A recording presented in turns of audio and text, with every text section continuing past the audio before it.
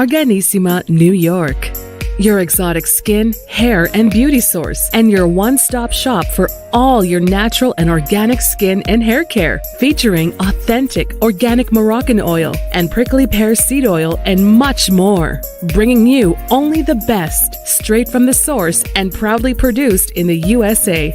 So what are you waiting for? Shop today. Arganissima, New York. Your beauty is our duty.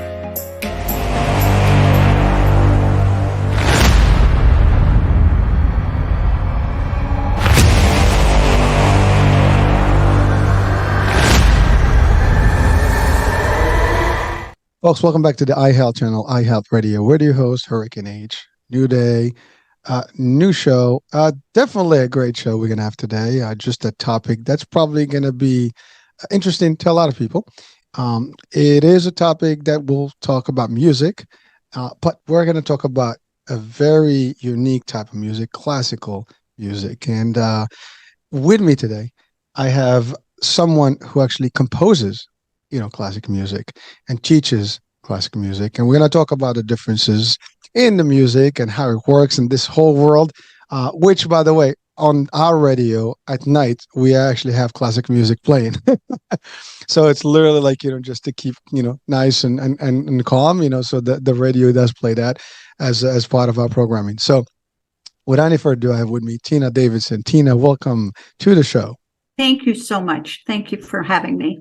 Oh, no, my pleasure. My pleasure. As I was talking to you a little earlier, I've had different types of, guests in the world of music, pianists. I've had singers, I've had rappers.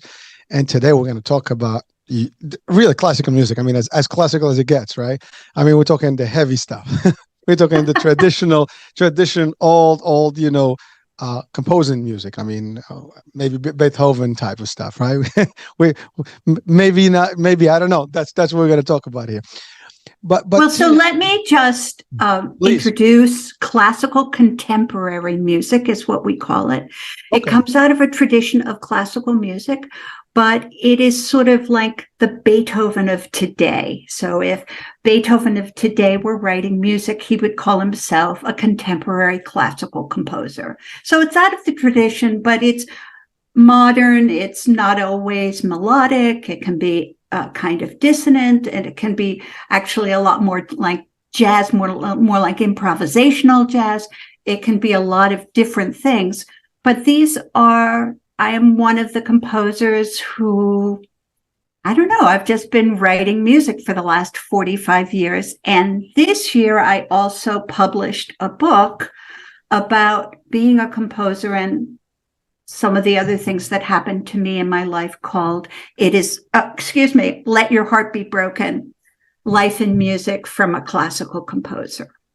All right. Well, so we're going to talk about the book, definitely. And we want people to actually, reach out and find out about the book and maybe get the book and learn from the book. But you say it's interesting because your story, in the 90s, you apparently had a serious condition that you had to deal with. And not only you had to deal with, there was very little expertise to solve that condition. So let's talk about that story, if you don't mind. Oh, now I've had quite a few stories. So now, which story are you talking about? The congestive heart failure. Oh, yeah. Yeah. So I was 29 and I went to the dentist and had my teeth cleaned. And I was writing a piano concerto at that time. And I was actually rehearsing it and performing it with the orchestra. And I was getting really tired. And I thought, maybe I have a virus. So it was kind of cool because I didn't have any energy to be nervous because I was actually sick. And so I played the concert. I played my piano concerto. And when I got home, I said to my partner, I said, I can't get out of the car. I'm too exhausted. And it turned out I had a bacterial infection that I got through the dentist that entered my bloodstream and actually ate a couple holes in the leaflets of my valve. So then I had congestive heart failure for about 9 years. So I stopped performing, and I really had to sort of say, what do I want to do the most in life? And that was writing music. So I gave up all my jobs. I gave up doing concerts, and I just concentrated on writing music. And I did really pretty well for about 9 years. But then I got so sick that I had to have open heart surgery. And at that point, they were doing a brand new surgery that only 2 people in the United States could do. One of them was in Cleveland Institute. And what they did is instead of cutting the valve out and replacing it, which would have mean that I'd have to be on all sorts of medication, they just cut the holes out and they stitched them closed. And so after 9 years of being sick and writing music and being very focused about that, I suddenly was well. And that was quite an experience, to be suddenly well and to be able to run and walk and do all those things that I hadn't been able to do. And that in my music, that was reflected on quite a few pieces that I wrote, which were sort of in gratitude for healing. So I was writing a lot of string quartets at that point. So, well, thank you, Tina, for sharing that part of it. And by the way, that's a pretty interesting concept, that you literally understood the actual surgery process, and you were smiling as you were describing it, which indicates that it was unique, and it is still unique the way they did it. It's very progressive, very, at that point, yes, it was very. Now it's pretty commonplace. I'm saying, but this was years ago. Yeah, now it's sort of like ho hum. Yeah, it's like daily stuff, right? But again, I mean, but you were young. You had this whole event, and by the way, that I don't know what you did with that dentist. Knowing that was the stuff. Was there anything that actually? I mean, was there any ramification? Did you guys talk to this? No, because you couldn't prove it. You couldn't prove it. It wasn't. He was just doing routine. He wasn't doing anything bad. Just happened. Well, yeah, but they sterilize and stuff, and stuff. And again, it's hygiene. In the dental office. I mean, it's pretty. Yeah, I decided at that point that my focus was really on dealing with my illness, learning how to live with it, and writing music. And I was very dedicated at that point. I was writing 4 or 5 hours every day. And I had a little one. So I was very focused on just paring back my life to the essentials, and doing what I could. It did mean that I couldn't exercise. I couldn't eat rich foods. I couldn't drink. I had to be on the couch at 7:00 every night. But it was interesting because I had pared my life down. The illness actually made decisions for me. So I didn't have to think about, should I go to a party? I just couldn't go to a party. And it was kind of I think it's one thing we don't talk about is when somebody gets better, really better, is cured. How do you figure out your life at that point? How do you start taking on a different kind of responsibility for yourself and making good choices? Before, I couldn't make bad choices because I wouldn't have been able to, get up the next morning. So it was a very interesting time for me to figure out how I would move through that. Because, illness is a great teacher, but you are not your illness. And you also I had to let my illness go and learn to trust, and to be energetic and active again. So it was an interesting time.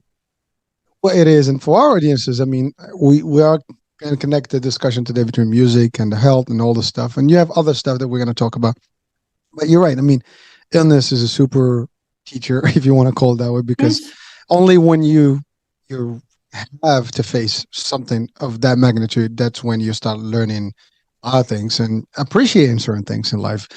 And again, to your point, it was guiding you at the time. And then eventually when you got better, now you had to make some real choices on how to proceed in life and really move on from, that whole element where you were completely not in charged. But I do hear in your story that you adapted to a degree to it because you had to adjust because your health obviously is important to you, and you took whatever. By the way, you said it's a long time. I mean, of recovery here, and during the years that you mentioned, you were able to actually change to do certain things, and you kept it within. I mean, obviously, you gave up things such as doing the orchestras and all the stuff, but you did the writing part. You could not do additional work. I think that in a funny way, the illness made me the composer I am today, because since it was my one focus, I just, it's sort of like closing down a window till you just have a very narrow place that you're looking through. And that was my concentration and my focus. It also helped me in my personal life to realize there were things, emotional things in my life that I didn't want to be dragging myself through. So the book is called Let Your Heart Be Broken. And that is a sort of a metaphor for everybody has a broken heart. Everybody suffers and is in pain. And you can resist it. You can push it away. You can pretend it's not there. Or you can allow it to be in your life with the understanding that it will, as you grieve or deal with it and allow it into your life, which is a gentle thing. It's not like I'm going to take a hammer and hit it. It has less and less power over you. And by allowing your heart to be broken, you find that you actually have the energy and the wherewithal to create something new. So I think in terms of my music, that was a really significant time in my life, those 9 years, to let go of a lot of old stuff. And wow, then when the doors opened and I was healed, I was a Lazarus. You have some guilt, have some trust issues. It was very unexpected. I didn't expect to be healed like that. But it really made me want more and more joy in my life, and to have my music express that joy. Well, listening to you, I think it's a lesson to all of us watching and listening right now, viewers and audiences, and myself, you have a mindset about it. You have a positive outlook on things. And, and I think that's a powerful piece, because I think there's only two ways in this life. We can look at things as doomsday, it's over, or we can look at things as like, it's all right, it is what it is. Let me adapt. Let me make the best of it and do something with it, while I'm still here and while I have the energy. Your attitude about it is completely, it is what it is. I'm going to do some adjustments. It is my health. I'm going to go through it. But then you look now and you say, like, those were the years that made you the composer you are today, because you're right. You had the time to focus on your writing. And I had the time, no distractions. Exactly. You don't have to do anything else. You spend your 4 hours, 5 hours a day putting music in play.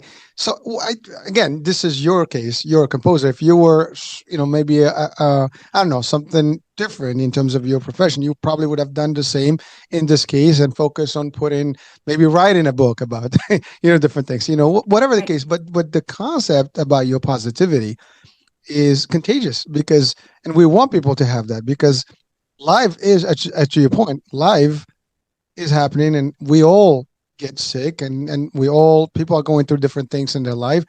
And if it happens, as you said, let your heart be broken. It means accept the situation and adapt, and that's a powerful message, because a lot of us resist. Why it's happening to me? Oh my God. Why me? Life sucks. And then we can blame every single reason why it's happening. And even if you did, you're not changing anything. It is what it is. At that time, the only thing you can do is adapt, move, work with it, and see what you can come up with. You did great. And go through it. It's not like if the fire is in front of you and your life is on the other side, you're going to have to figure a way of going through that fire. And it's going to be messy and unpleasant. But there are good people to help, whatever you need. You have family, you have friends, And if your friends are not helpful, I always say, find new friends. People say to me, what if people discourage me from being creative? I said, oh, find new friends. I'm just like, don't be with the people who are saying no to you. I love and it. which brings me to something else that I'm really very serious about. Now, I've been playing music since I was 5. I've been writing music since I was for 45 years, and now I'm an author. I really believe that creativity is an innate gift to all of us. So we have 2 hands, we have 2 feet, we have creativity. Some people have more, or some have it in certain directions, but we all have it. It's a gift.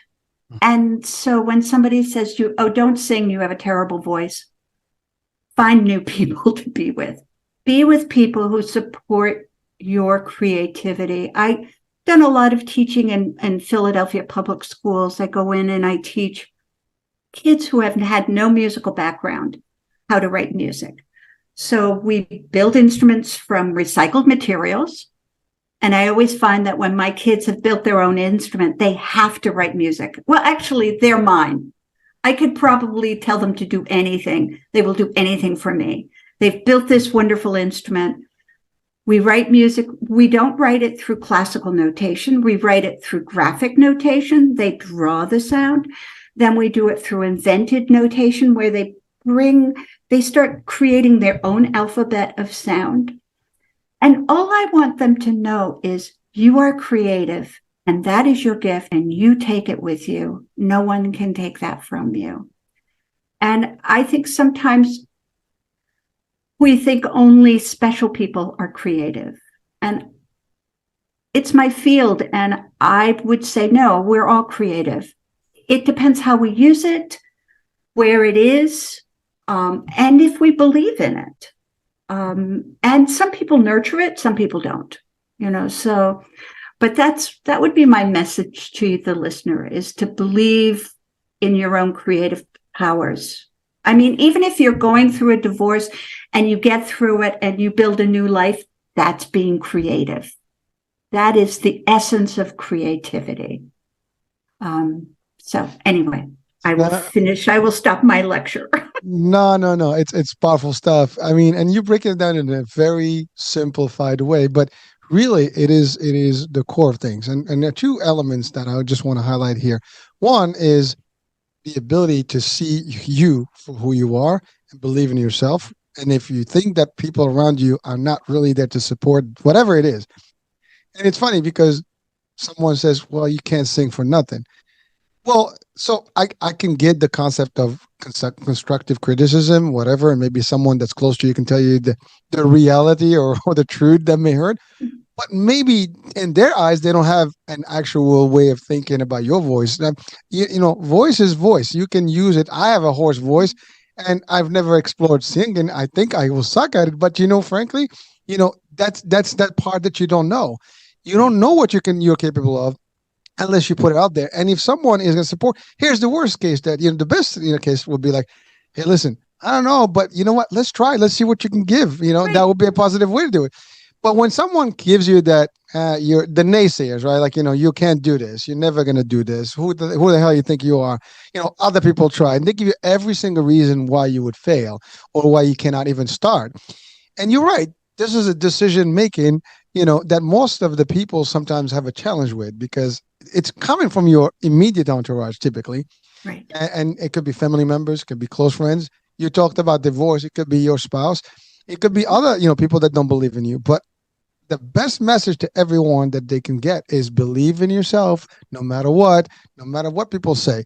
If you think you got something, explore it. The worst case is you're going to go to the end, you're going to discover it, and not me, you move on. You try the next best thing. Again, you don't know until you try. And so don't let people tell you off and tell you, to turn off your, ambition, right? And that's a big part of it. And right. And I think when I started writing music and I was graduating from college, I was like going, people say, as a musician, you'll never make any money. It's a dead end. And I thought, should I do this, or maybe I should go back and get a graduate degree and just teach? And I thought, the worst thing in my life would be to get to the end of my life and be bitter about a choice I didn't make. And I thought, and I saw it in my mother. My mother was very smart. She was actually a college professor, but she really wanted to be a writer. And she was my mom lived and lived and lived and lived.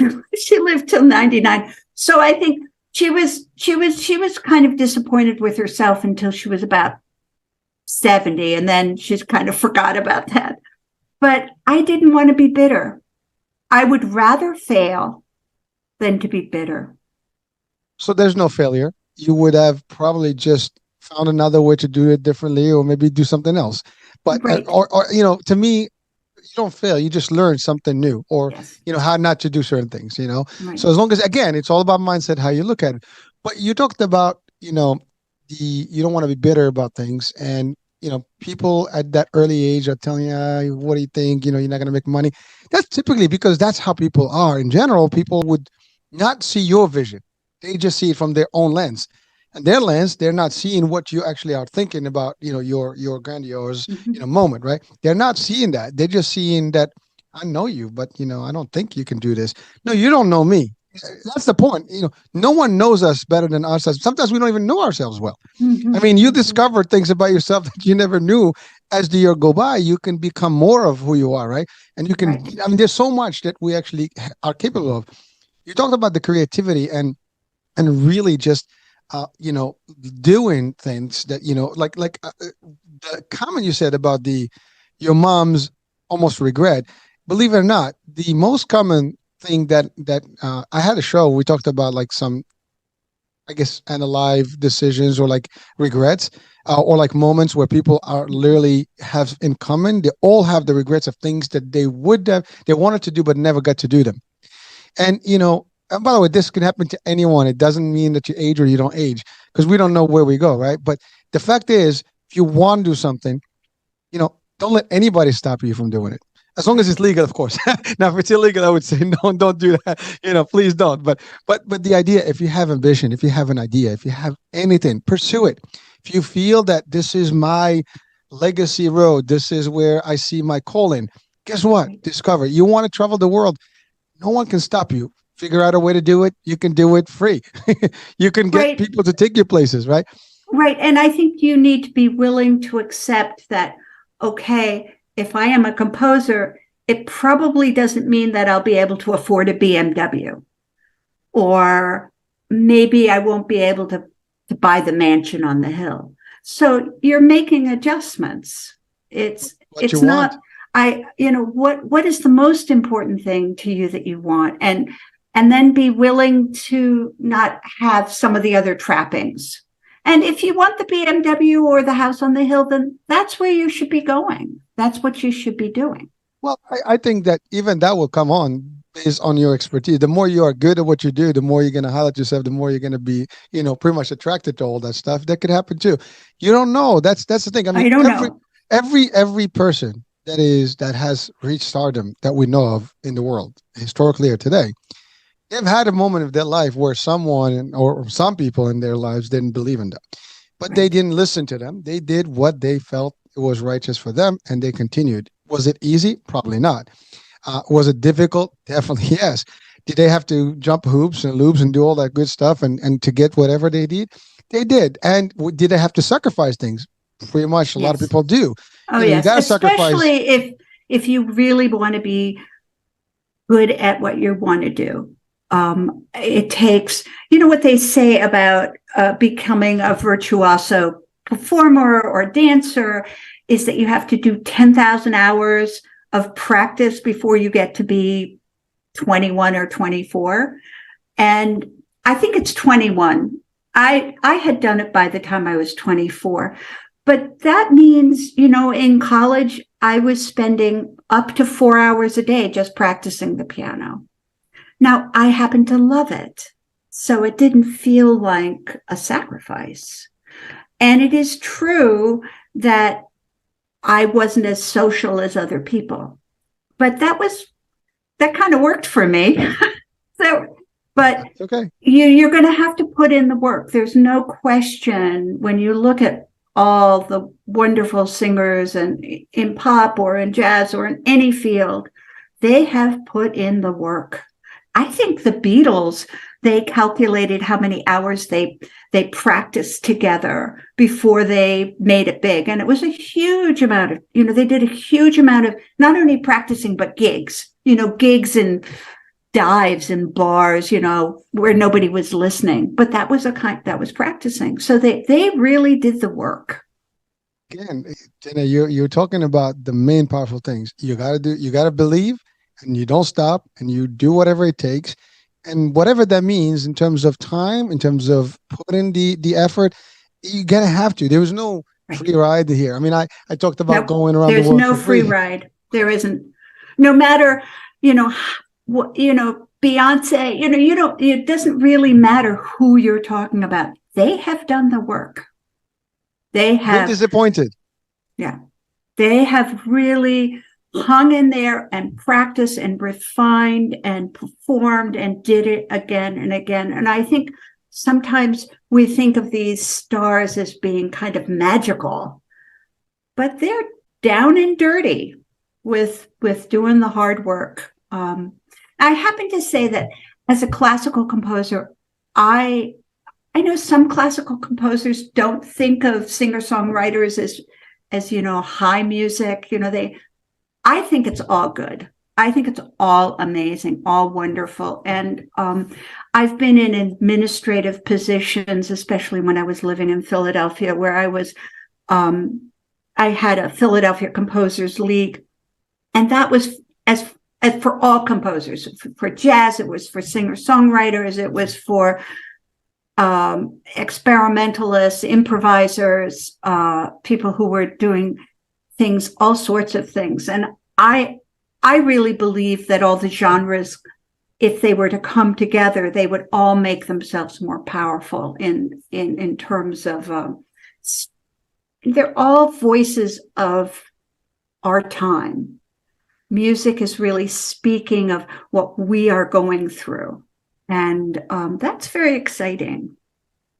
It is a means of expression, right? I mean, and depending on what style, everybody's got a different, spin on things. I mean, whether, it's funny because the month before, I think we had, last month, we did have a few shows about hip hop because it's the 50th year anniversary of hip hop. And we had some old school, real, people that actually were out there and made history in that genre of music.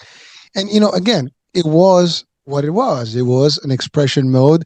And that was the type of music that could reflect that messaging to the world, And so, to your point, I mean, whether it's classical, whether it's modern, jazz, you name it, it's got its own generation, if you want to call it. It's got its own flavor. It's got its own, reason behind it, and whatever it is. And historically, that's the same thing. I mean, classic music was had a history, has a reason behind it, right?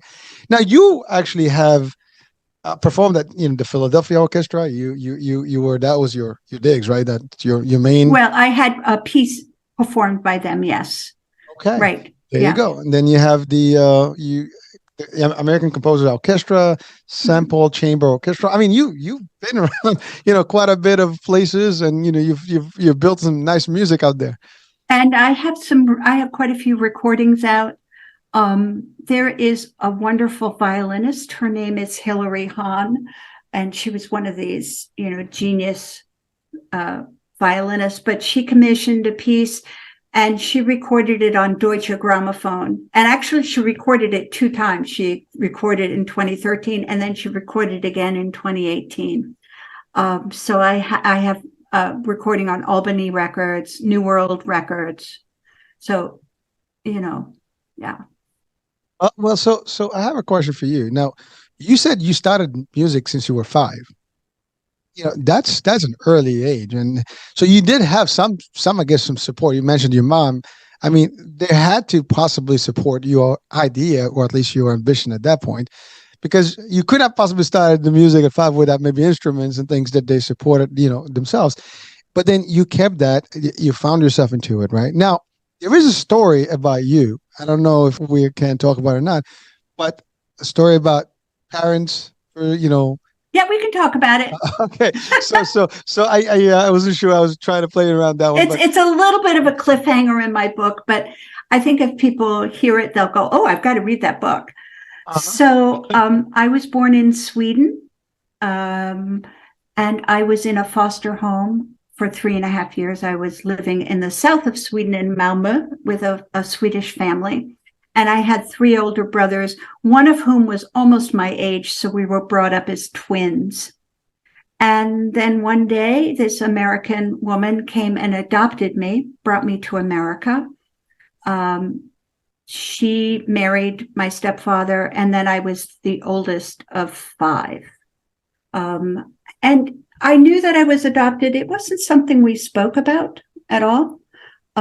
In fact, if I said something to my mother, she would kind of get really tense. And you know how kids have this intuition about things that they shouldn't talk about? I just kind of look at her and go, oh, I'm not going to talk about that. So when I was in college, I got a job with a family friend, a family actually that I had lived with in high school, to go to this school in Philadelphia. And they wanted me to take their younger daughter to Sweden for a year. So I went back to Sweden, actually for just the summer. I went back to Sweden, and the last week I thought, well, maybe I'll go to the adoption agency. So I called them up, and I always thought I was Swedish. Maybe I had very dark hair at that point, and Swedes are very blonde. So they said, come on down. We have some information. And she was sitting there in the office, and she asked me some questions about my family, and then read me this letter. And it turned out that my adopted mother was my biological mother, but she had not told me.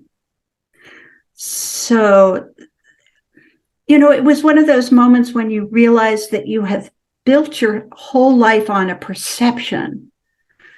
Being adopted is very powerful. It wasn't that I wasn't loved or that anybody distinguished me as different than any of the other kids, but I felt different.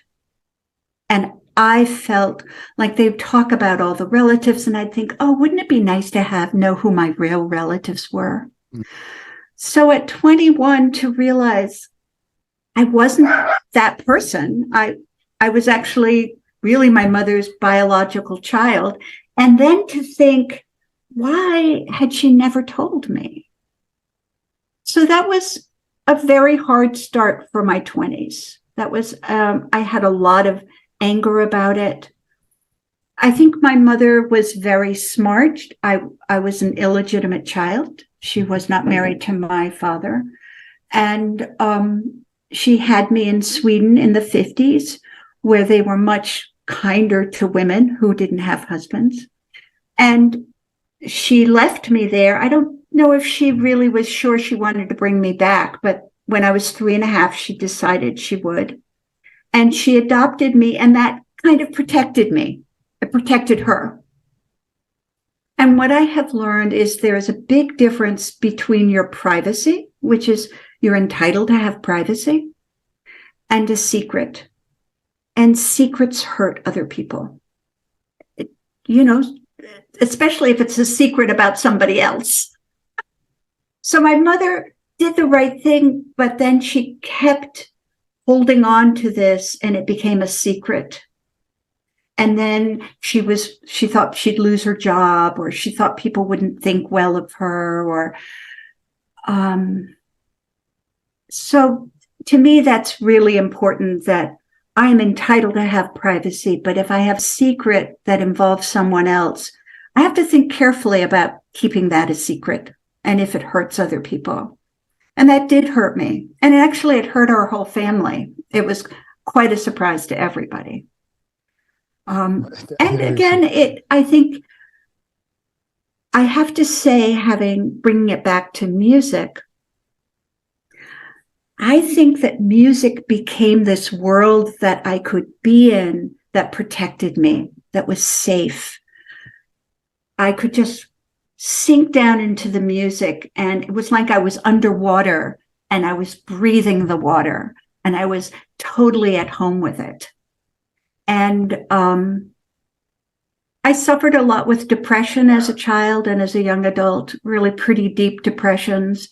And when my daughter was born, I had to decide if I was going to bite the bullet. I either had to do some therapy and really work at this, or I was going to hand my daughter all my problems the way that my mother handed me her problems. And so I did a lot of therapy and a lot of yoga and a lot of running and a lot of taking baths and, just a body work, just anything that would make me healthy and get me to a place where I wasn't carrying this anger and rage around. So yeah, that's what I did. That was the fire, And I think, also that as parents, we have to understand if we don't take care of our business, we are just handing it off to our children. And even though they might not know what our business is, they'll feel there's an effect.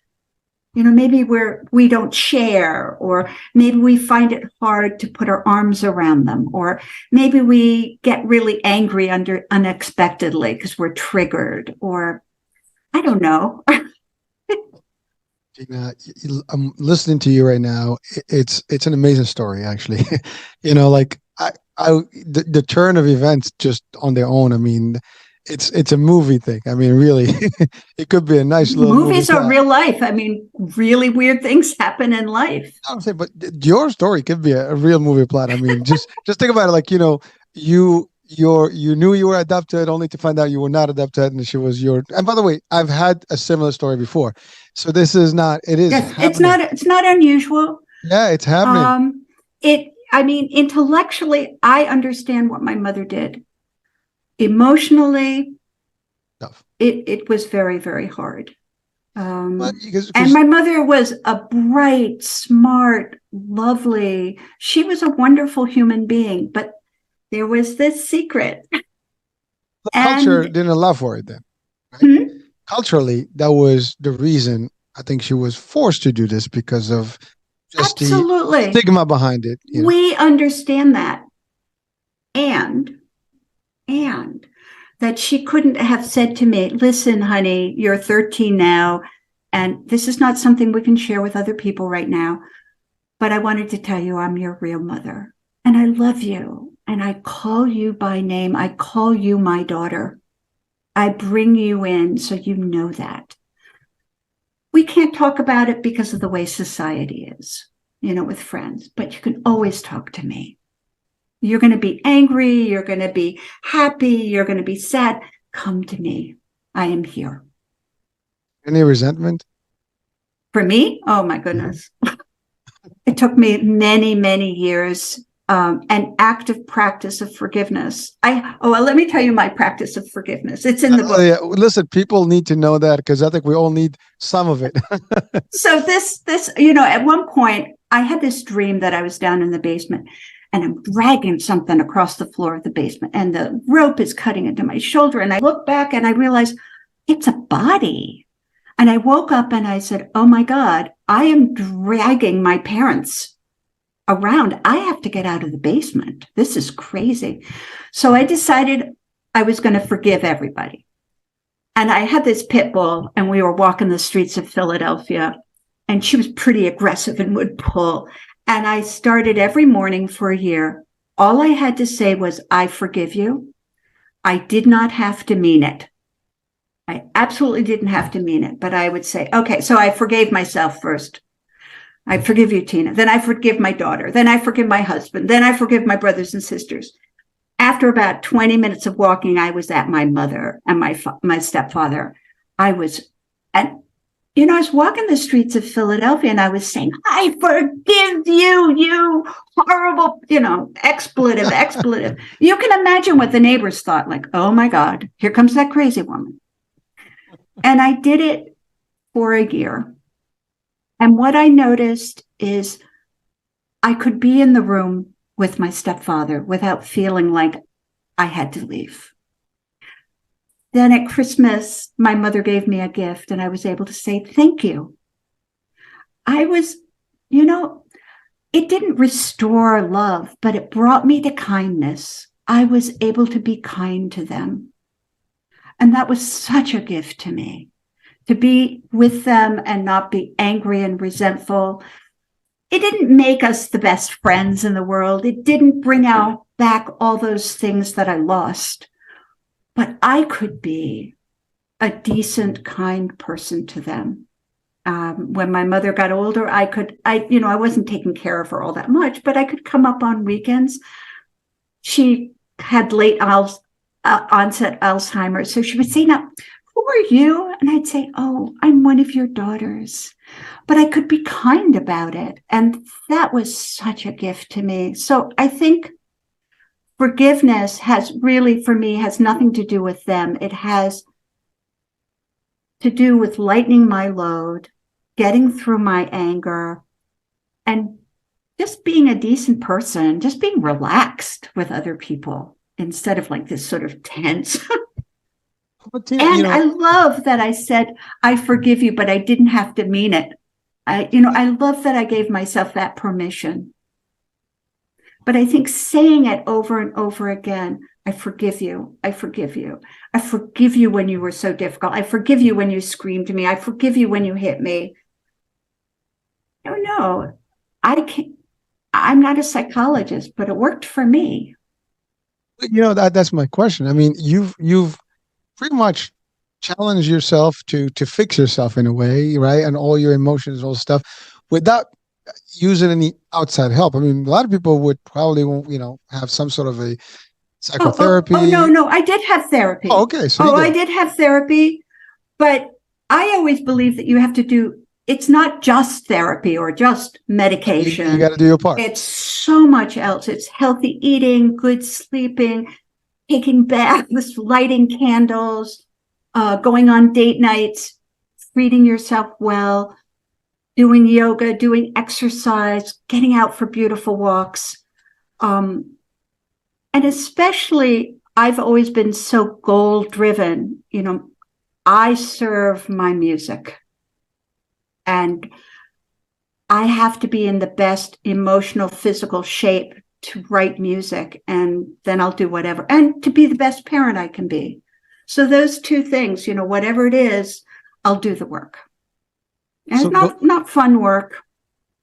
Not enough. You enjoy what you do, though.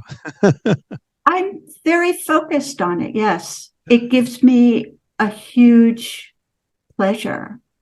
That's power.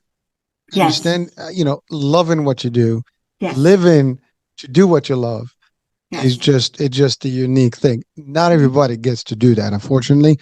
Well, we don't do it because we don't select to do it. I think we do it because we follow the motions, and whatever is thrown at us, we just take.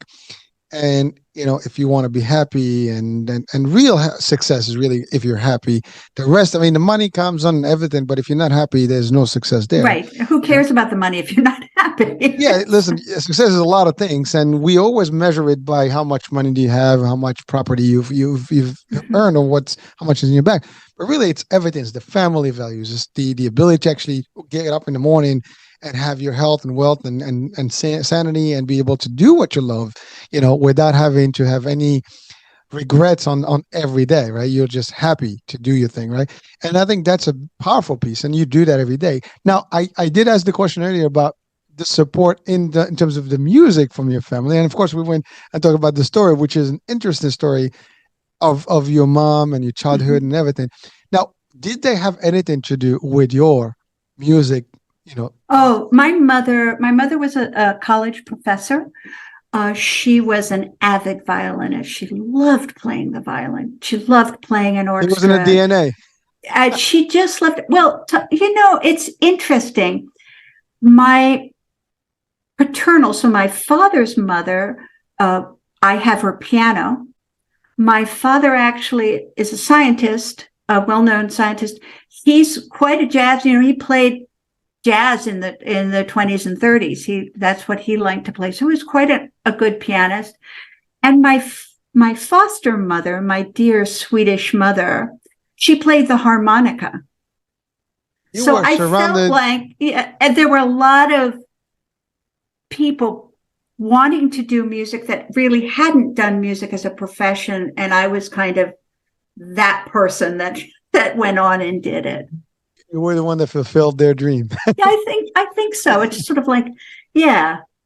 Listen, yeah. But that's, there's always something. I mean, there's a drive, whether, to your point, it's the fact that you were surrounded by it, the fact that it's in the family gene somehow, it all kind of had to do it. And maybe we can't prove it, but it sounds like the circumstances, the environment that you had was almost leading and talking to you. This is your calling. And you did. So. Yeah. And I do want to say about my mom, she was an amazing storyteller. She really wanted to educate her children. She was always taking us to different things, giving us different opportunities. So, there was just kind of this one thing. Listen, it's not a small thing, but yeah. Listen, I mean, listening to the story, I get it. I get her, why she did it, but you're right. She could have, that's the part, again, for people watching and listening, there's the fear of, if I tell you, maybe you react, right? But if I don't tell you, you're going to react regardless. Probably it will be worse because it will be longer. And then that resentment, is going to be harder, that maybe hate will even develop and things like that. As opposed to if I did it early on and just prepped you, or at least gave you the right reasons behind it. And at an earlier stage, you probably wouldn't have felt the same way. But long time. I think that anytime you're intimate, it takes courage. Courage because you might be rejected. And that's part of the creative process as well. When you are performing a piece or composing a piece or, whatever you're doing, you're taking you and you're putting it out for other people. And they may love it or they may not like it. So, but you can't connect with them if you don't have the courage to do it.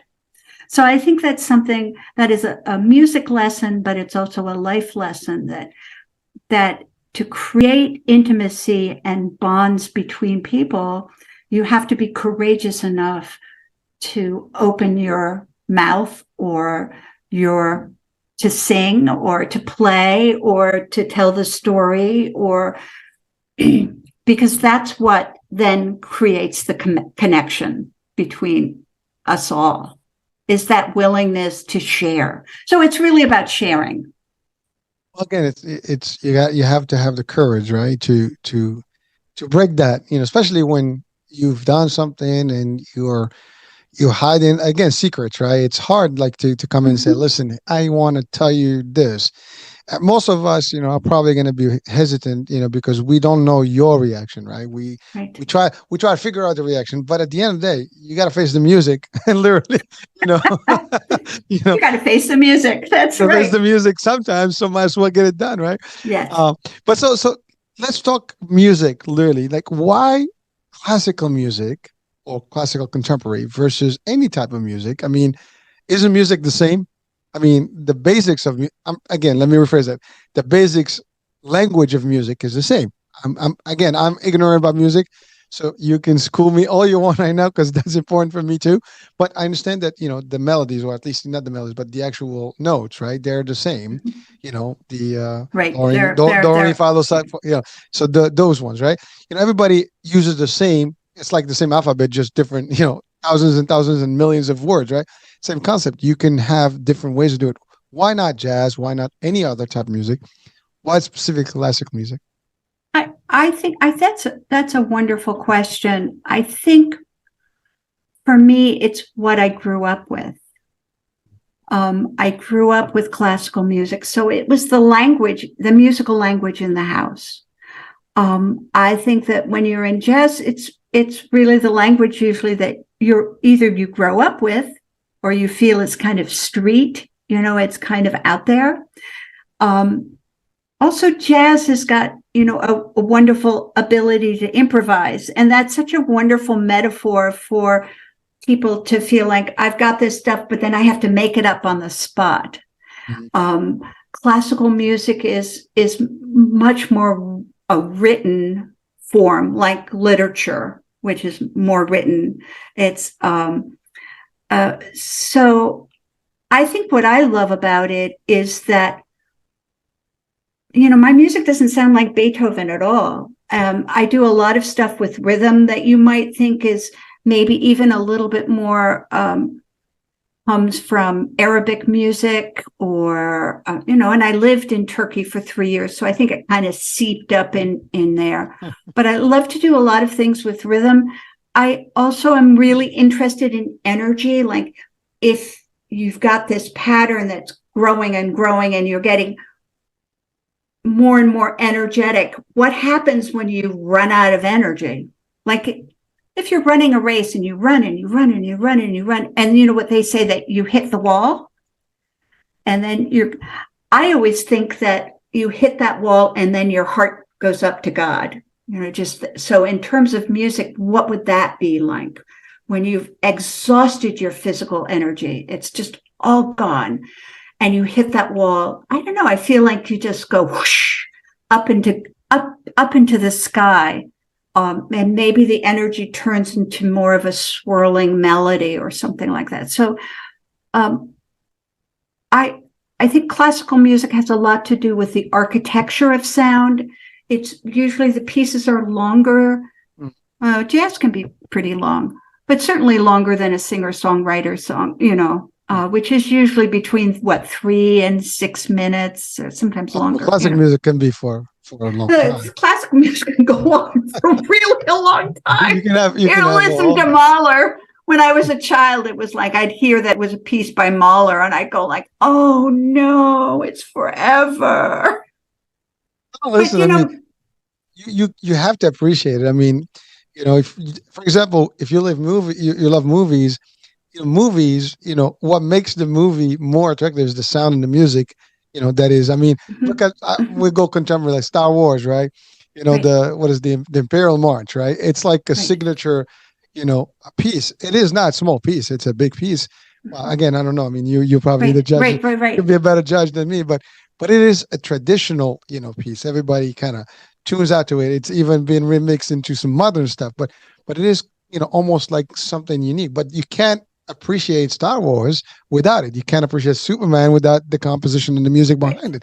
So it gives a life to anything. I mean, I do podcasts and shows and stuff, and I have to throw in music when even our clip here is going to have some music behind it. So I'm going to use one of yours. Oh, yay. But, because it gives it a little bit of spice, it makes it alive, right? So the music in its own is alive, right? Now, for me, I'm just a normal person. I'm not big, I mean, I understand the difference in music, but when I look at music notes, and I can flip on the whole book, I would not even understand what the hell, how is it going to work? What does that mean? Now, when I work, like, I've seen some, I guess, orchestras playing live. They all have the notes in front of them. They have the maestro working, the magic and all the stuff. But like, the notes are the same. How do, for example, the drummers and the violinist and the cello, the pianists and all these different instruments operate based on, is it a cue? I mean, I have no idea. Can you guide us through that process? Because I mean, to me, It's like they all sound the same, they all look the same, but what drives one versus the other? Right. So when you create I've written a lot for orchestra. So let's say you have just a melody. You have woodwinds, you have brass, you have strings, you have percussion, and it's called orchestration, where you take that melody and the accompaniment, whatever that is. Usually it's 2-part or even 3-part or even 4-part. And you score it so that maybe the flutes are playing along with the violins. And then the brass has this little thing in between. It's kind of like, let's say you're used to painting with, a kid's palette, which has like 6 or 8 colors in it. And then you go and you take an artist palette, which has 24 colors. So like there are 10 different greens, and suddenly you're starting to look at between the colors. Like there's green, but then there's light green, then there's olive, and then there's, I don't know what that is. So that's what orchestration is. It's about creating these different colors with different combinations of instruments. But it's written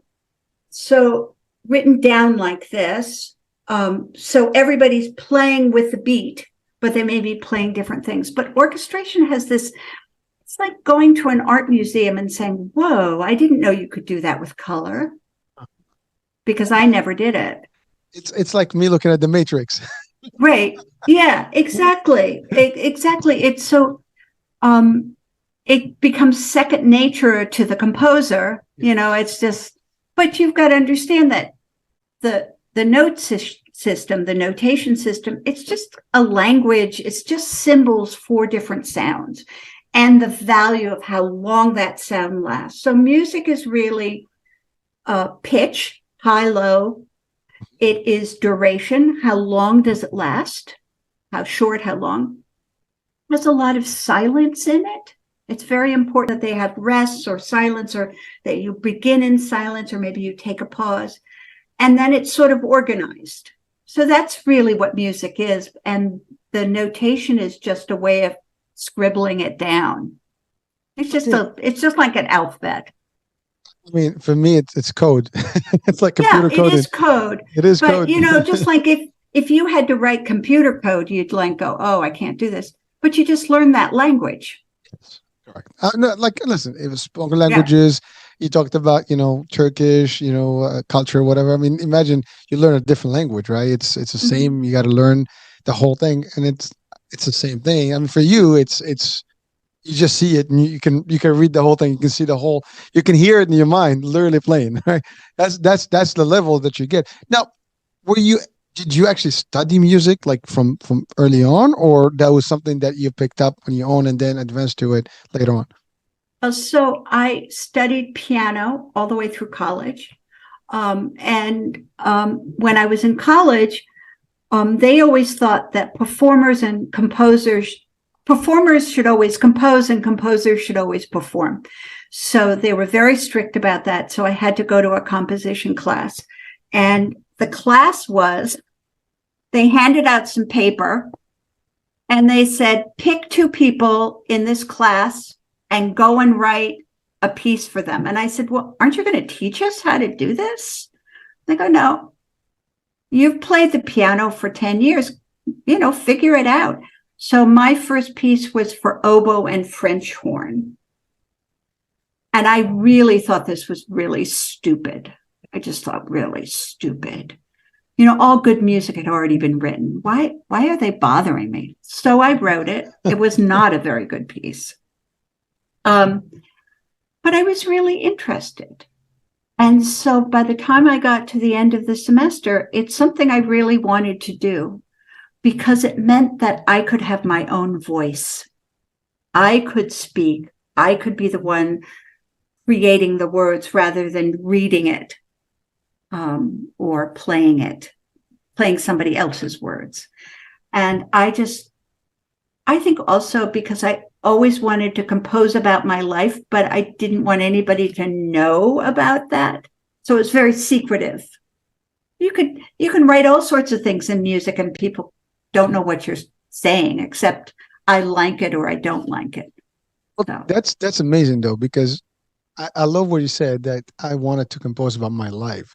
I mean, so basically people can write a book, which you did, but you can literally translate that book into notes and compose a whole, I guess, melody about it. Or is that did I get it right? Melody will be yeah. I mean, I'm always writing about where I am right now, and I don't think that's narcissistic. It's just that if I can speak my truth in music, I really believe that when the listener hears it, it's not that they know me, but maybe they'll know themselves a little bit better. Maybe something in what I am playing will resonate with them. And they'll go, oh, that tells me something about myself. That is always my hope, that if I share myself as authentically as I can, other people will understand themselves better. You know how you are when you listen to music and you go, oh, that is just, that means so much to me. It speaks to you. That's right. Right. And it's not that that singer or that performer has told you what they are, but you understand, you go, oh, I feel myself. And I think that's where the power of art lives, is that we understand ourselves better. When you go to a jazz concert or hip hop or any of those mediums, or to the art museum or to the county fair, we get a bigger understanding of ourselves. And I think that's very important.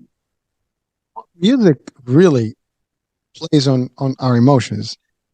It can make you sad. It can make you happy. I mean, the movies, we're talking, again, the example of movies, that's a lot of composition there. The scores are what drives even the art movies, right? They get you from the music and the sound, and like all of a sudden, like you get these squeaks and you get this percussion type of of noise, whatever. You got different things, right? And you have the movies where you can start literally tearing off by just simply listening to music. I mean, it can get you to that level. I think because it's nonverbal as well, it may touch a different part of your brain. I know that people who have lost the ability to speak sometimes can learn to speak by remembering a melody.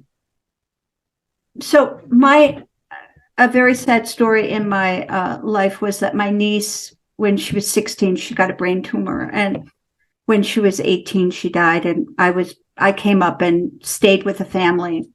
I was there for about 5 weeks, and because of her tumor, she could no longer talk, but she could sing and sing the lyrics of "She Loved Wicked."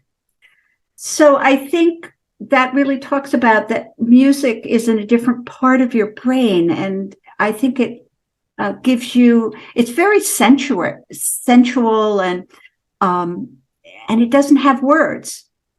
So you can't say, oh, this means that. It's more of a feeling. So yeah, it plays on emotions. I mean, even and there's so much variety of it that you can use it for different purposes. I mean, we use it for gym, we use it for work, for relaxation, for meditation. You use it for just for I guess romantic stuff. You can use it for happy occasions. It's everything. I mean, I think everything around us has some. Nature has music playing every day. Yeah. I mean, you literally can listen to the sounds of nature, and it's a melody playing. I mean, you go by the sea, it's got its own sounds, by the water, rivers, the winds. I mean, there's sounds around us, and people actually capturing that and using it in composition. I mean, I've seen some of those things where it's really natural, composition just being remastered, I guess, in a studio. It's amazing stuff. Now, question, Tina, a lot of composers typically have idols of them or role models of theirs, and or someone who influenced their style. Is there such a thing for you, Tina? When I was younger, I would read a lot of biographies, like 10 or 11.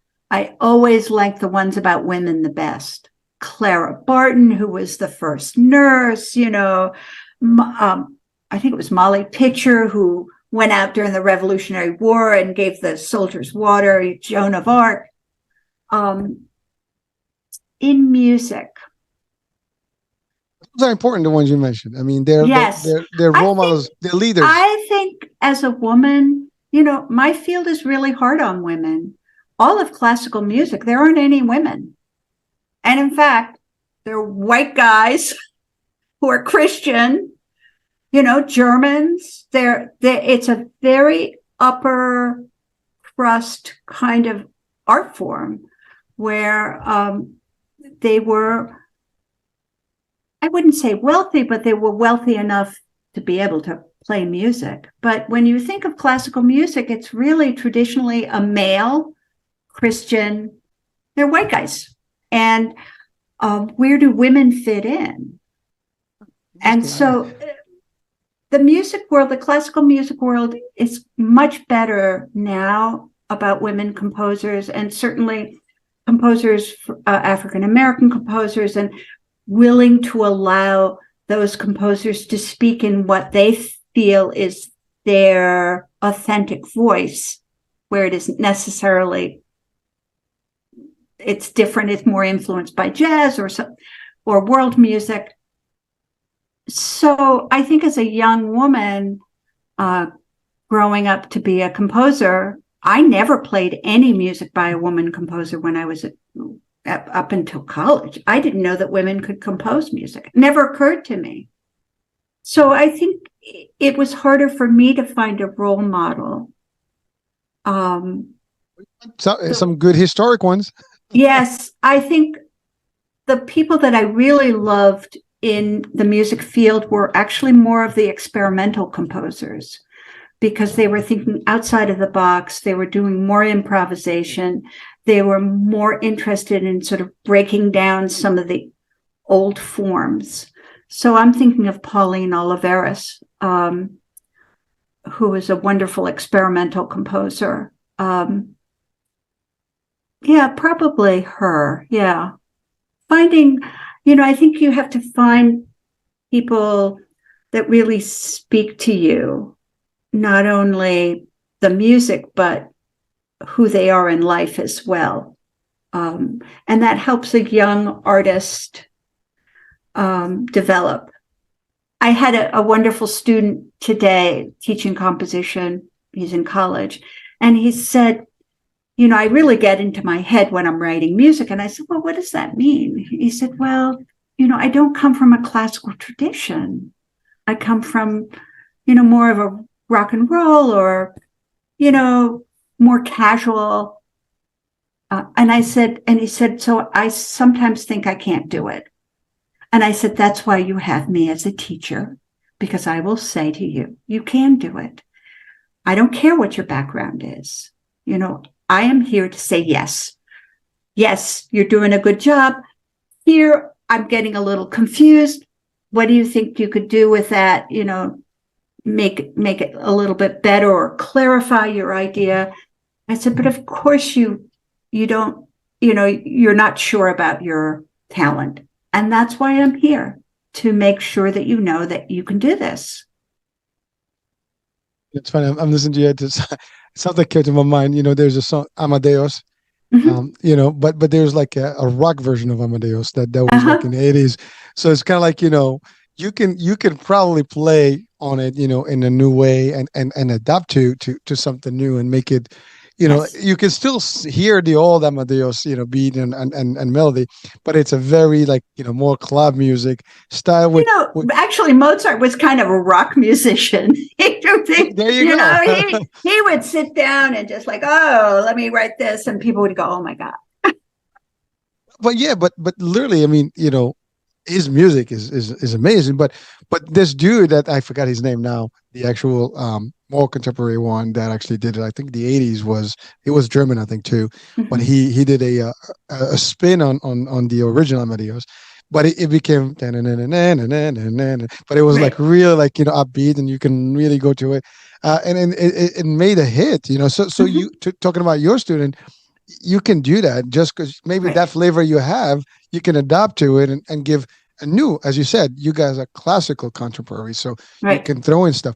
Now, you said something very powerful, that you didn't grow up to have any role model in the classical sense of music. Mm-hmm. You are today the legacy of the next generation. So now people can actually look up to you as one of the master, women composers of today's age. And your name is going to be branded for life, because people now are going to use your composition and your style in the next, in the courses and stuff. Mm-hmm. I mean, I wanted to read something, but I can't see it here. There was something that I read earlier on your website about Where is it? I'm trying to look. But there's some nice little quotes about your work, out there, and those are powerful. So I'll try to put them on the description of the show so people can actually read about them. But you are being looked at as an expert at what you do, and a phenomenon in terms of the new contemporary music, and that's actually beautiful to know that there is a signature that you are put in today. As a matter of fact, I had the show yesterday. We talked about being unique, having your own signature, and you are doing that now. You are the new Mozart. Right. And what I would love to do and continue to do with composers is, again, I get back to this. I want to say yes. Write your music, teach yourself, look at, once your music is written, take a look at it, ask yourself a question. What did I do good? What really worked? What do I wish I had done better? So I don't want to be the critical voice. I want to support my composers to be have their own critical thinking, which is, what did I do well? What could I do better? And how can I move on to the next piece? No piece is that precious that you have to keep on changing it to make it perfect. I don't believe in perfection anyway. You do the best you can and then move on and write the next piece and do the best you can. Learn from it, write on, just so it's this progression. And I guess if I want to be a role model, I love writing music. I just think it's wonderful. And I would want everybody to write music. And I think it makes you a better person. Every once in a while, I think of a politician that I don't care for, and I go, oh, if he had studied composition, he might be a better person. Maybe. But so, Tina, you wrote music, you are writing music. What is your best piece today that you can claim?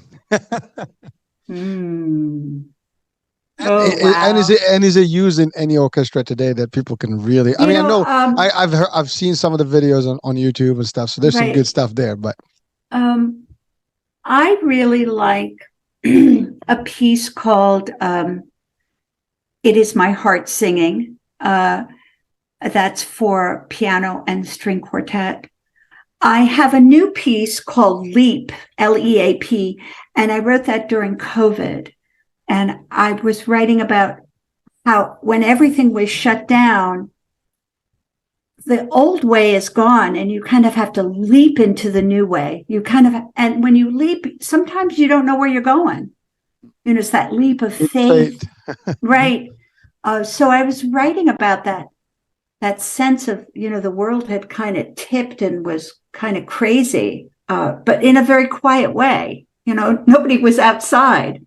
We were all, but everything was sort of distorted and different. I like that piece. That's going to be recorded this year by another group. Yeah. All right. Well, listen, we will search, and make sure we get some of that stuff. And now your music is out there. I mean, people can purchase some of this stuff on Spotify. Yeah, Spotify or Apple Music. Right. So definitely we're going to have to. And you can go to Amazon and buy my book, Let Your Heart Be Broken. So we're going to talk about that, now where we can get there. But New York Times praised you, vivid ear for harmony and colors. That's one of the quotes. And there's some more stuff out there about your special gifts to the music, and the classic music, if you want to call it that way. So, now the book is available, as you said, only Amazon, right? That's where Amazon, Barnes and Nobles. You can, wherever the books are sold. Okay. Yeah. So I will definitely have the link to it so people can actually do access it. And it's not just about music. I think it's a whole thing with you. It's the story. It's all your life story basically is in there, and all the tips for people to enjoy themselves and have a better life learning from the stuff. It's also a lot about my composing process, what I'm thinking about when I write a piece of music. So it's short stories. So they're every other chapter is a short story about my life, 5 to 6 pages. And then the in-between chapters are actually journals that I wrote during this decade of time. And the journals are about my life as an adult, but also about how I'm composing, and what I'm thinking about when I'm writing music. So I think it articulates a little bit of what I go through as I write music, what I'm thinking about. A lot of times I'm writing about, like, I'm blocked and I don't know, like I'm supposed to be writing this piece, but I can't do it. Sometimes I write about that. But it's really about my life as a composer. And then you go back to my childhood. The third chapter is about my childhood, and the fourth chapter is. So I think it works really well. People say it's kind of reads like a thriller, that they can't put it down. They're like, what's going to happen next?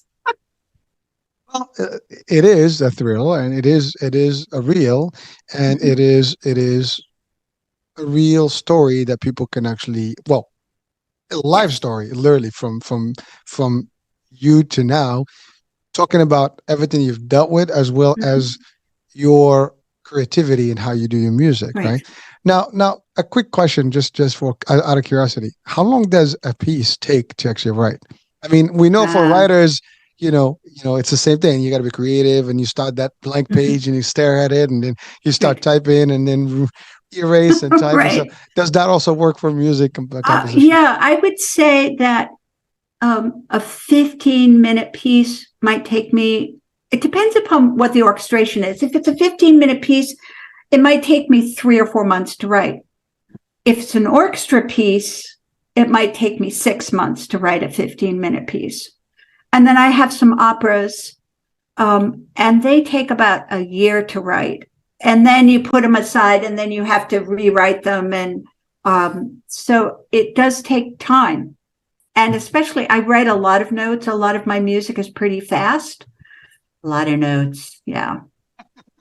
Well, again, I mean, but that's impressive. I mean, I was thinking more like in terms of hours. You're talking in terms of months, or years, literally. So it is not something that, but as you said, it is well, art. And it's not writing 8 hours a day. You can only write a certain amount. Maybe some days it's a good day is 3 hours of writing. Some days it's 5 minutes.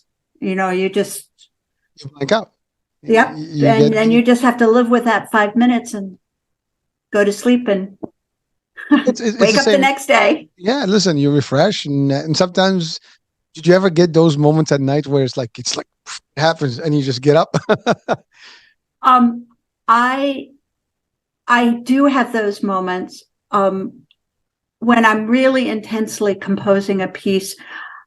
I will in my dreams, I will hear my music like inch by inch, line by second by second, and it's so annoying. It's like slow motion music, and I'll wake up and I'll go, "You've got to give me a break here. I'm sleeping. Go away."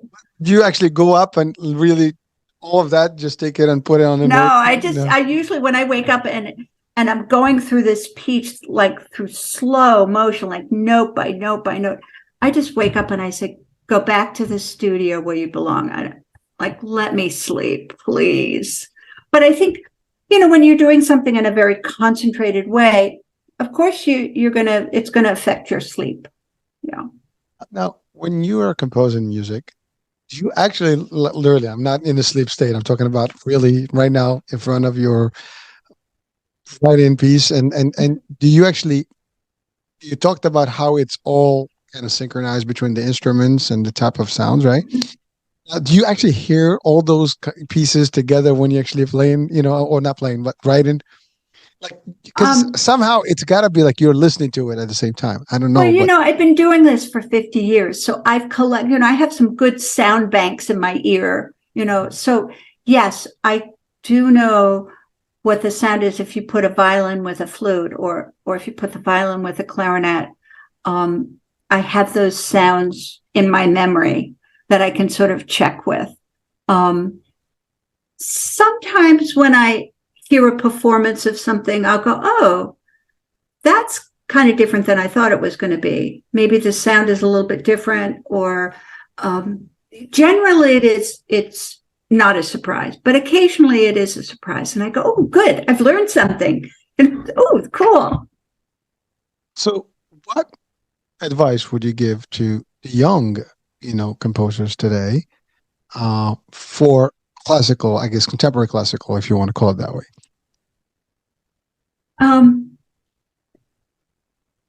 Well, first of all, who you study with, make sure they're not saying no to you in some way. If you're in a school that you feel like they're not being positive about you being a composer, find a different school. I think the biggest advice that I got was not to go to graduate school, but to go and create your own group or find your own performers, write music, have them perform it, just write and write. And the experience of hearing your music teaches you so much about what you should do next. And write for your friends, write for a community orchestra. Don't wait for that big, Carnegie Hall experience. Just write for anybody who will play your music, and just write and write and write. And I think that was the best advice I ever got in school, is just keep on writing. But write, and a lot of contemporary composers, particularly in the 70s, the orchestras weren't going to play their music. And we're talking about Philip Glass and Steve Reich. They just created their own bands and wrote for their own bands. And then they started booking their own concerts. And that's how they became really well known. So if somebody won't play your music, create your own group.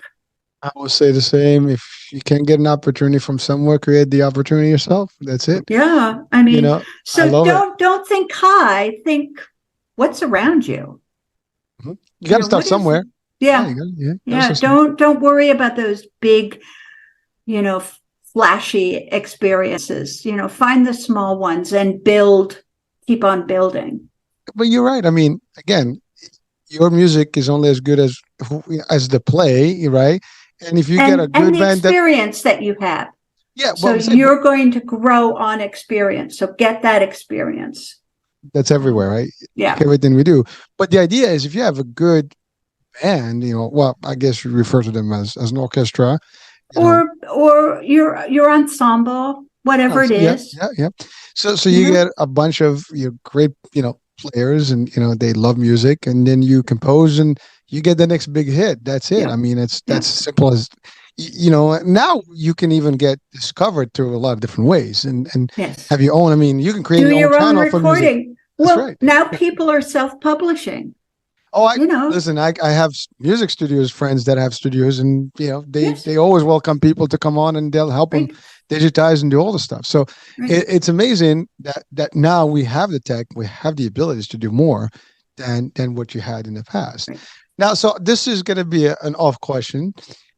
What is just your take on today's music period? Not classical, but just music. Well, I have a lot of kids who come in and they want to play the music they're listening to it. I love it. I'll just go, I say, okay, what do you want to play? Well, one of them came in, it's the piece is Clocks by Coldplay.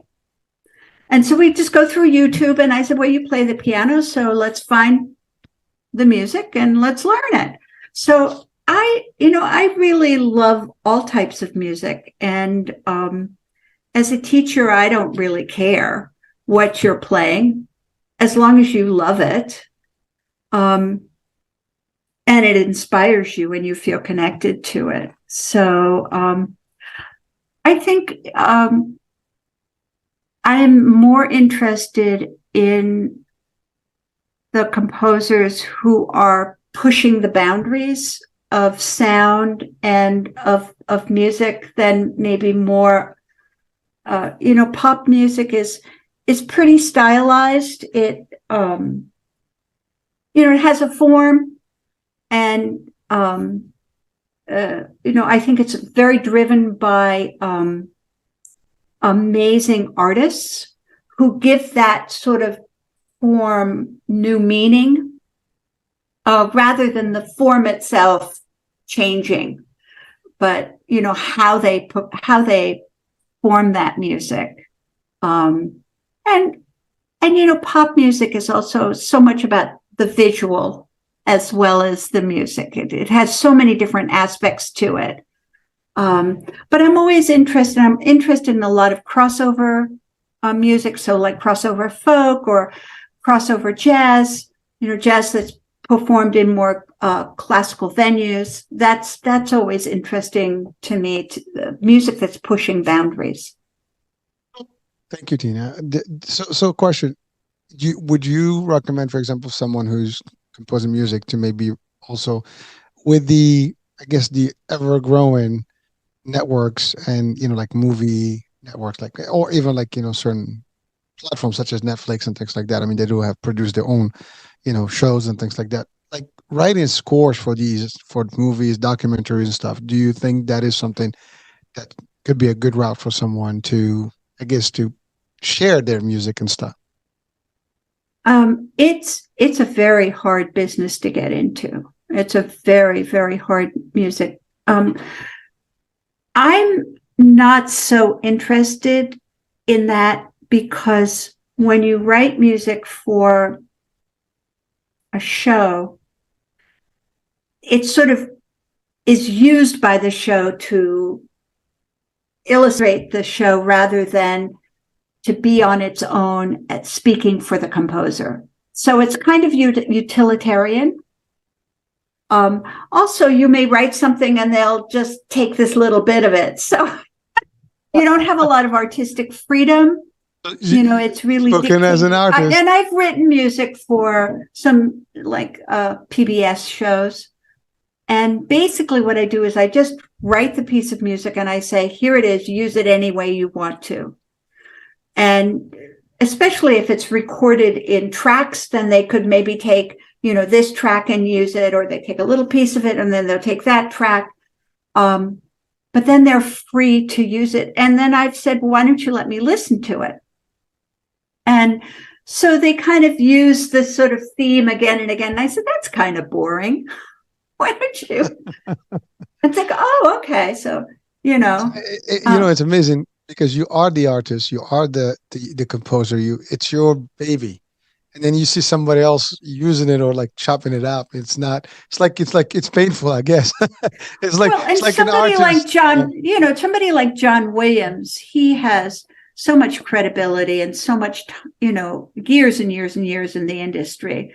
So they're going to be much more careful what they chop out of his. He has a lot more clout, in other words. So I don't know much about the field. I don't know too much about it. I just heard that a friend of mine's son what is he writing music for? I've forgotten what he's writing music. And it's a hard business to crack. It's a very hard business. So not on the recommendation top 10, right?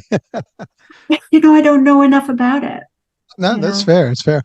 Well, again, but you give in an honest opinion, but I hear you. And I even feel the energy behind it, because this is like your work, your piece of art, and you do not want someone. It's amazing, right? You put this whole show together, this whole thing, and someone comes in and says, like, why did you do this? Why did you? Right. Maybe, you got this whole piece. Well, just take this much. Yeah. like that kind of almost hurts, right? It hurts your feelings, right? But that's like, somebody's going and criticizing the Mona Lisa and say, like, yeah, why is she not blonde? Imagine that someone comes in and asks that question. That would be like, like almost hurting the feelings, right? Mm-hmm. So it's the same concept. You are putting a piece of work that is unique, that has, you talk the time that it takes to actually write something and compose something. Well, but I want to be careful that, the people who write for movies, they're very, very skilled. They're very good composers. I don't think they have, first of all, it's music for hire. I don't write music for hire. People commission me and they'll say, would you write a certain amount of time for this string quartet? Let's say 15 minutes. They might say, we're going to present it for this occasion. But then it's I just write a piece of music and they play it. Film is really different. A lot of times you'll be composing the music while you're watching the film. You need to so integrate the scenes. Yes. So it's a really different genre. There's some amazing composers for films, but it's just different. It's really a whole different thing. I hear you. I appreciate, and they're great feedback. Schools that will teach you so much about how to write film music. And again, when you write it, when you have something performed, it has an elasticity to it, because maybe the performers will take it slower, or maybe they'll have a pause here. But with film music, it is exact. It has to go exactly with the film. And so there's not a lot of flexibility. So I have a question. Music is international. It's a world language, right? Mm-hmm. Now, for someone that's watching or listening in the US, it might be limiting themselves maybe to just the US, but you can certainly compose worldwide. And your piece can be probably even more prominent somewhere else, because they'll see a different use for it there, and maybe that's an opportunity that people should know about, that, hey, why are you limiting yourself? Because it's not English, it's really music that can be played regardless. You just need, a bunch of good people that love instruments, and they can make the instruments really sound right. And you can get those anywhere in the world. I mean, there's some orchestras almost in every country in the world, if not every inch of the country in the world. So what do you say about that? I think it's a great way, and certainly bands, they tour, they go over and they tour. I think it's a little harder sometimes to get your music abroad, because they're doing their own music. So sometimes also classical music, it's a very small world. People really know each other. You're expanding on that. Well, you might not know a group in Europe quite as well as you would know a group in the United States. So since it's a small field, and people, a lot of times they hear about your work from somebody else who's played it.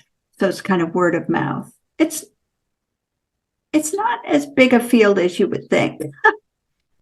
So I think it is a wonderful thing to play music from other countries, other contemporary music, and to share your work with others. Yeah. So Tina, just out of curiosity, let's say I was your student right now, I will basically, let's say I write my first piece, right? I mean, ideally, the way I understand it now is that I find a band to play my music, and that's kind of like my demo. And then I can expose that to the world. And then ultimately at that point, people can hear, what I can write. And then they like my style. It's like reading, a novel versus a different type of book, right? They love my formula, my just, I guess, the melody, whatever, my sweetness, I could say, right? My emotions. And then if they hear that, then they might be like, oh, we want you to write for us. We want you to write this piece for us. Right. So that's really the opportunities now by YouTube and digital sharing. It's funny now in classical music, not in orchestras, but if you go to just a concert of a string quartet or something, they're using iPads now for the music and not sheet music. That in terms of my music, it really makes a big difference, because a lot of times I'll write a piece of music, and because it's very rhythmic and all the instruments are playing, sometimes I have to adjust the music for page turns because you physically have to stop playing your instrument and turn the page. But now with an iPad, you just have to click your foot. So you don't have to worry about where the page turned is. It makes a big difference. It's so interesting how the difference in how the form, so on an old LP, you had the first side and you had the second side. When you created an LP, you would think about the last piece on the first side. You would want it exciting enough that people would flip it over. Now you don't have to worry about that. There's no, it's all one thing. But before, you actually had to strategize what will make it for sure that people will want to flip the LP over and play the other side. And you'd have to sort of think about the dynamics, the energy of that. That's a lot of work. You don't have to do that anymore. It's really a big change. Well, I mean, again, you're talking about adapting to technology and how it benefits. And I know there are people that are just creative enough to think like what an industry needs and how can we improve, the ability of like make it more efficient and effective, right? So right. That's the thing that's happening. Well, listen, Tina, I think we've exceeded our hour, but it was all, fun stuff. I've learned quite a bit. It was completely thank you so much. Interesting, stuff and a discussion. We've talked about motivation, inspiration. We talked about, advice. We talked about music. We've learned a little bit about composition and how it plays and how it works, how to promote it. So we've touched on a lot, and we certainly touched about your book. And so now, do you have any other books, or that's just the one book? That's my first book. Yeah. All right. Well, listen, I want to just congratulate you for the book and definitely for all the work you've done. And I know you're going to do some more work out there. And this is one of many. Thank you so much. Yeah. Thank you. Much. Appreciate you being with us here. And folks, I just really hope that this was I told you, interesting show. It is an interesting show, definitely a new angle. And we've learned quite a bit, but we've talked about health, we've talked about mental health, we've talked about society, lifestyles, and everything here. And it's just plenty to take home with us. And so, yeah, we'll be talking soon. New day, new show, new topic, new guest. I'm Hurricane H. See you soon. Bye-bye.